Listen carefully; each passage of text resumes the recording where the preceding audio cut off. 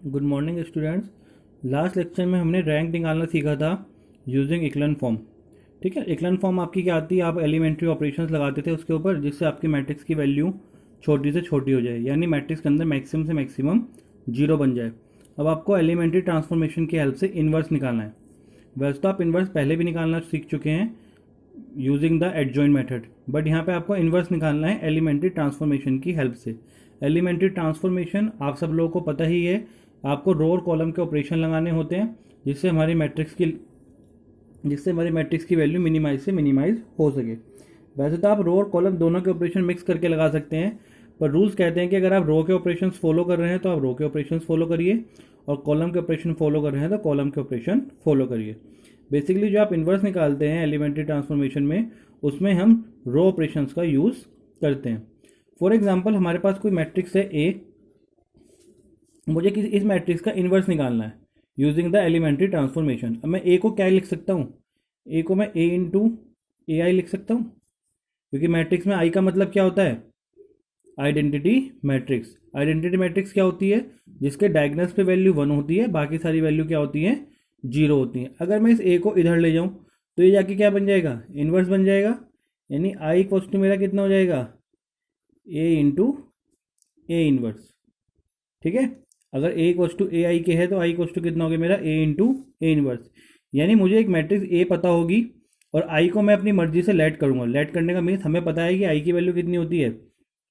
आई की वैल्यू हम सब लोगों को पता है होती है 1 0 0 0 1 0 0 0 1।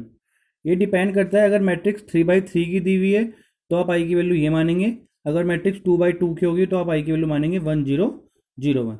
वो डिपेंड करता है कि मैट्रिक्स का ऑर्डर क्या है। अगर 3 ऑर्डर है तो 3/3 की आइडेंटिटी मैट्रिक्स होगी, और 2 ऑर्डर है तो 2/2 की आइडेंटिटी मैट्रिक्स होगी। तो यहाँ पे मुझे आई की वैल्यू रखनी होगी, और यहाँ मैं उस ए की वैल्यू रखूंगा जो मुझे पता है। अब जब मैं इन दोनों वैल्यू को सोल्व करूंगा, मेरा टारगेट क्या होगा, जो मेरी मैट्रिक्स गिवन है ए, उसको तो मैं आइडेंटिटी मैट्रिक्स में कन्वर्ट कर दूंगा। यानी उसे मैं कन्वर्ट करूंगा इस फॉर्म में 1 0 0 0 1 0 0 0 1। और उसे कन्वर्ट करने के लिए मुझे जो ऑपरेशन लगाने पड़ेंगे, उन ऑपरेशंस को बोलता हूं मैं एलिमेंट्री ट्रांसफॉर्मेशंस। और मैथमेटिक्स का रूल क्या कहता है, अगर आप कोई ऑपरेशन लेफ्ट हैंड साइड में लगाते हैं तो वो ऑपरेशन आपको राइट हैंड साइड में भी लगाने पड़ेंगे। यानी जो ऑपरेशन मैं ए पे लगाऊंगा, सेम ऑपरेशन मैं गिवन आइडेंटिटी मैट्रिक्स आई के ऊपर भी फॉलो करूंगा। तो जब ए मेरी आइडेंटिटी मैट्रिक्स में कन्वर्ट हो जाएगी, उस टाइम मेरे पास जो आई की वैल्यू बचेगी वही मेरे क्या होगी, ए इनवर्स की वैल्यू होगी। और वैसे जनरली अगर हम दूसरा फॉर्मूला पढ़ें ए इनवर्स का, तो हमारे पास ए इनवर्स का दूसरा फॉर्मूला क्या था, A inverse equals to adjoint of A divide by determinant of ए।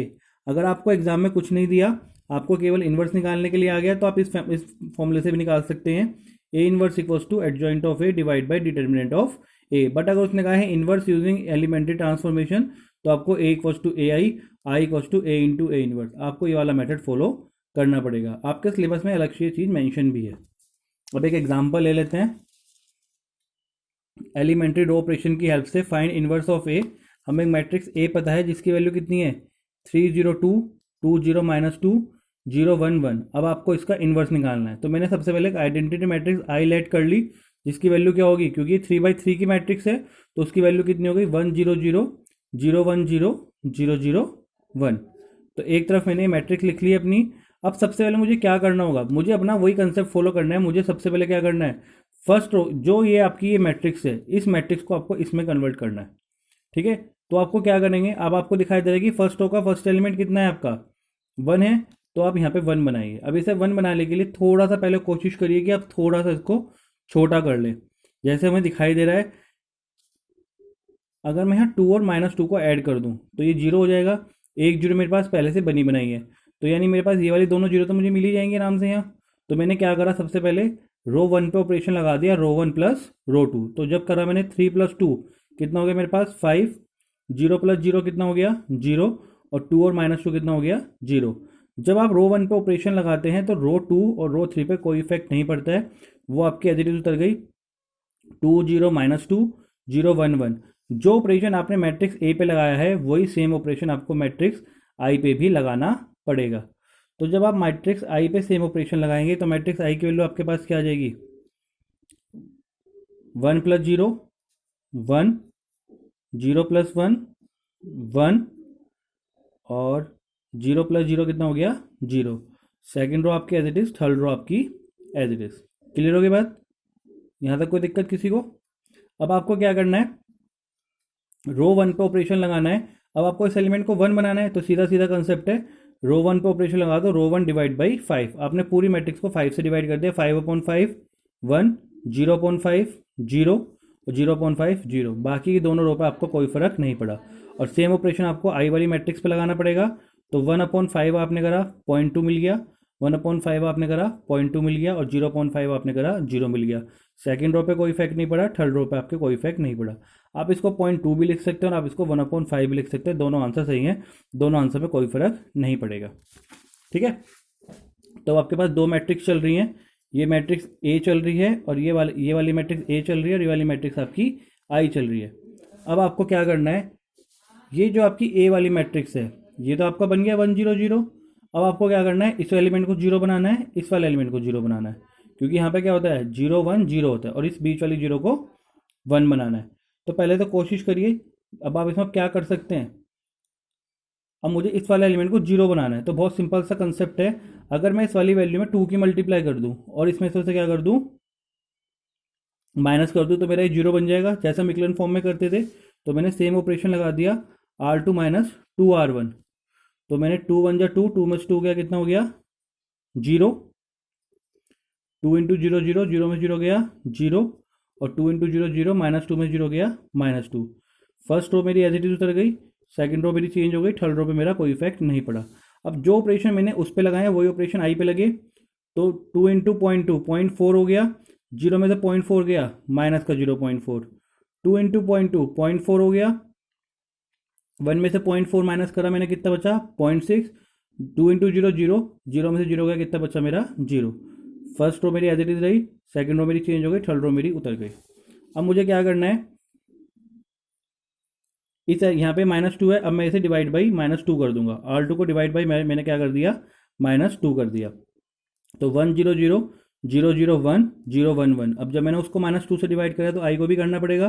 तो फर्स्ट रो पे तो कोई इफेक्ट नहीं पड़ा, -0.4 डिवाइड बाई 2, तो 0.2 हो जाएगा, 0.6 डिवाइड बाई -2, तो ये तो आपके साइन चेंज हो जाएंगे, ये माइनस का 0.3 हो जाएगा और ये प्लस का हो जाएगा, क्योंकि मैं +2 से -2 से डिवाइड कर रहा हूँ। और 0.2 कितना हो गया मेरा, 0 हो गया। थर्ड रो पे मेरा कोई इफेक्ट नहीं पड़ेगा। अब मुझे क्या करना पड़ेगा, रो 2 और रो 3 को इंटरचेंज कर दो। क्यों? क्योंकि 0 0 1 ये आपकी थर्ड रो होती है, और ये हमने इसको इंटरचेंज कर दिया, R2 को इंटरचेंज कर दिया मैंने R3 से। तो फर्स्ट रो हो गई 1 0 0, सेकेंड रो आपकी 0 1 1 बन गई, थर्ड रो आपकी 0 0 1 हो गई। और जब आपने यहाँ इंटरचेंज किया है तो आप इसको यहाँ भी इंटरचेंज करेंगे, ये प्लस का 0.2 हो गया है और ये माइनस का था, ये थोड़ी सी कैलकुलेशन मिस्टेक हुई है, इसको सही कर लेंगे हम।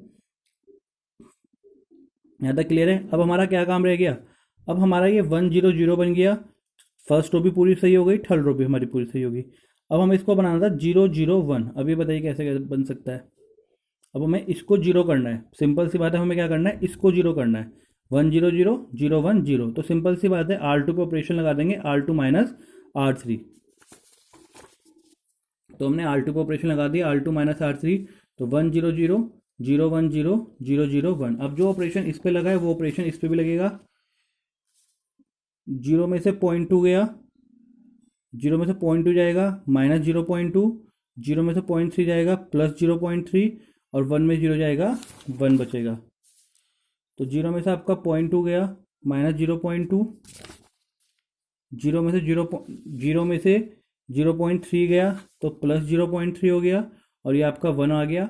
और लास्ट वाली रो यानी 0.2 -0.3 0 एज इट इज़, 0.2 -0.3 और +0 आपका एज इट इज़। अब आप देख सकते हैं यहाँ पे आपका आई बन गया है, और ये जो आपकी मैट्रिक्स बन के आई है, ये जो मैट्रिक्स बनी है, ये आपकी क्या कहलाएगी, ए इनवर्स। इसको आप क्या बोलेंगे, ए इनवर्स।